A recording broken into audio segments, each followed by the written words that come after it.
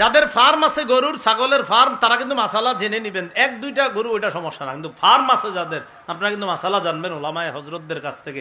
হজরত আমার তো এরকম, আমি তো 80, 90, 100, 150, 200 গরু পালি, আমার কি অবস্থা? আপনার জন্য মাসালা আছে। ফাকাল রাসূলুল্লাহ সাল্লাল্লাহু আলাইহি ওয়াসাল্লাম, আল্লাহ নবী বলেন, কিয়ামতের ময়দানে যারা গরু ছাগলের হক আদায় করে নাই, মাথাটা নিচের দিকে দিয়ে শোয়ানো হবে, ওই গরু ছাগল গুলা এমন হবে, লাইসা ফিহা আকসা ওয়ালা জালহা ওয়ালা আব্বা, ভাঙ্গা শিংওয়ালা কোন গরু ছাগল হবে না, শিংবিহীন কোন গরু ছাগল হবে না, সবগুলার বড় বড় শিং থাকবে।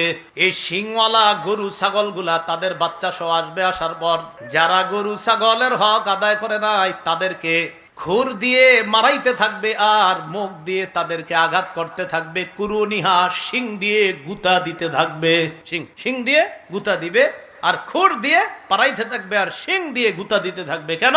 তুমি জাকাত দাও নাই। তাহলে ইমানদার কিন্তু জাকাত দেয় নাই, তার হালাত হবে কিয়ামতের ময়দানে এই একদিন হবে অবস্থাটা। বাকি ওই একদিনের পরিমাণটা কয় হাজার বছর? এটা কি জাহান্নামে না কিয়ামতের মাঠে? ফায়সালা তো বাকি এখনো। 50,000 বছর পর যখন বিচার শেষ হবে, তখন ওই ব্যক্তি দেখবে সে কি জান্নাতি না জাহান্নামী, এটা পরে সিদ্ধান্ত হবে। আগে 50,000 বছর তার এই অবস্থা চলতে থাকবে। আল্লাহ আমাদের সকলকে হেফাজত